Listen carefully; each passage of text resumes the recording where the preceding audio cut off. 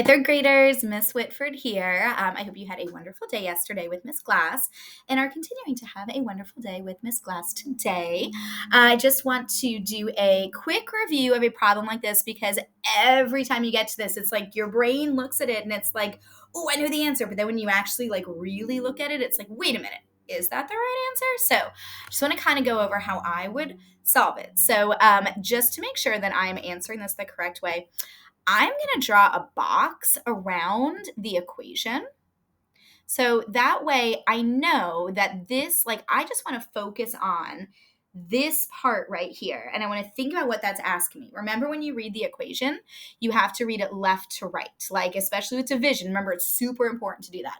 So this tells me some number divided by 2 equals 8. Or 8 equals some number divided by 2. If I want to even make it so it looks like a familiar equation to me, I could even kind of cross this off and write this as star equals, I'm saying it wrong. Star divided by 2 equals 8. So I know that some number divided by 2 equals 8.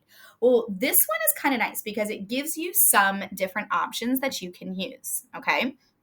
So if I'm looking at this one, I can actually plug some of these numbers in and see if it works. Or I might just know the answer by myself. I'm like, oh, I totally know what it is. Okay. So if I'm looking at this, I could let's plug in the answer. Let's plug in D. So 2. So if I said 2 divided by 2, what is 2 divided by 2?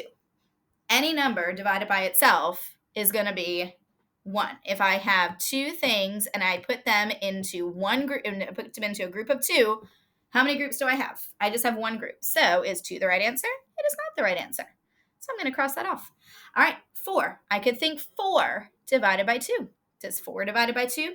4 divided by 2 equals 2. If I have 4 things, if I have 1, 2, 3, 4, and I want to put them into groups of 2, there's a group of 2. There's a group of 2. How many groups did I make? 1, 2 groups. So 4 divided by 2, is that 8? It's not 8, so it's not going to be that one. I think I now know what the answer is.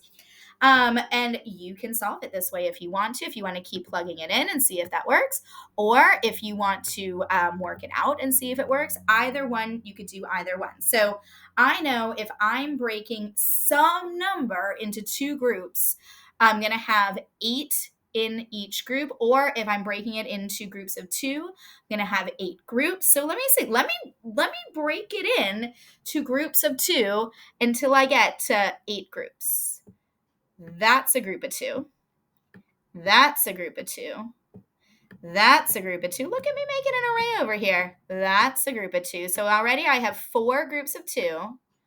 Now I have 5 groups of 2, 6 groups of 2, 7 groups of 2, and 8 groups of 2. Let me double check. I have 1, 2, 3, 4, 5, 6, 7, 8 groups of 2. Now, so I know, so this 8 groups of 2, that's my answer over here. That's what I got to. Something divided into groups of 2 will give me 8 groups of 2. There's 8 groups of 2. Now I need to see how many the total is, because remember, when you divide, you start with that bigger number. All right, 2, and I'm going to count by 2s. I like counting by 2s. 2, 4, 6, 8, 10, 12, 14, 16. Is 16 one of my answers? It sure is. So A is going to be the best answer. So the reminder I would love to give you is, when you're solving something like this, if you want it to look like the equation that you're familiar with, draw a box around that equation part.